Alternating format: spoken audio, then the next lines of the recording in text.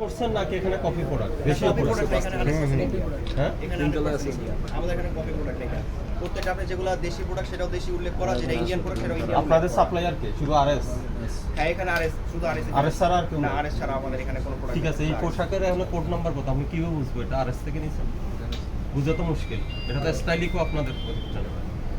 হ্যাঁ, এই যে আরএস এটাও তো আপনারা করছেন, ইম্পোর্টেড বই, এটা তো এটা আপনারা ইম্পোর্টেড স্টিকারটা। হ্যাঁ, স্টিকারটা এটা তো আপনাদের তৈরি। এই আরএস ইম্পোর্টেড বই, এটা তো আপনাদের তৈরি, এটা তো আর আরএস এ করে মানে তারা তাদের মাধ্যমে আর কি আমাদের করেছে, তারা স্টিকারটা আমাদেরকে দিয়েছে। আমাদের যখন আর কি ট্যাগটা লাগানো হয়, সেই ট্যাগের মধ্যে স্টিকারটা আর কি ইয়া করতে হয়। এটা পলিথিনের মধ্যে লাগালে স্টিকারটা উঠে যায় বা হারা যায় এরকম কিছু। আর তাদের মধ্যে লাগানো দামেরটা আপনারা হয়, সেটা আমাদের লাগানো হয়েছে। যেটা প্রাইস দাও সেটা আমাদের লাগানো হয়েছে। তো উনি এটা আপনাদের কাছে কত টাকা বিক্রি করছে?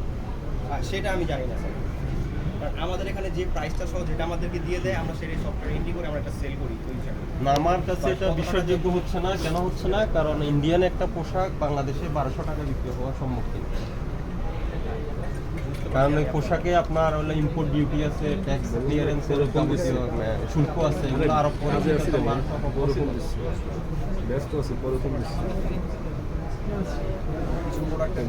আর আপনি যদি ওটা আপনি দাবি করেন ইন্ডিয়ান, তাহলে এটা শতভাগ আমাদের একদম কনফার্মেশনের জন্য আপনার যাবতীয় সব ডকুমেন্টস, এটা যে ইন্ডিয়া থেকে হয়ে আসছে এবং বৈধ পথে হয়ে আসছে, এই ডকুমেন্টস আমাদের দিতে হবে। জি জি স্যার, দিতে হবে, নইলে এটা আমরা নকল বলে ধরে নিতে পারি। হ্যাঁ স্যার, অবশ্যই দিব।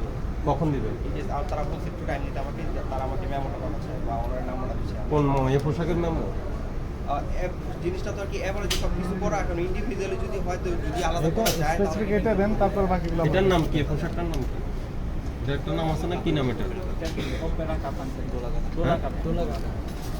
কি? আচ্ছা, ঢোলা কাতান। আচ্ছা, তো এটার কি আলাদা কি ইনভয়েস আছে নাকি তোমার কাছে?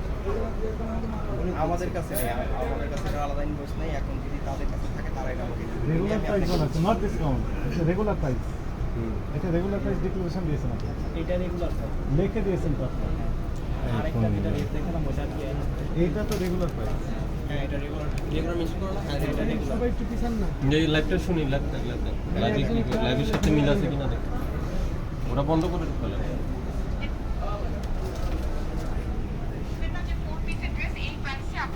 এটা তো দেখলাম, যেটা দেখছি বারবার ওটা দেখো।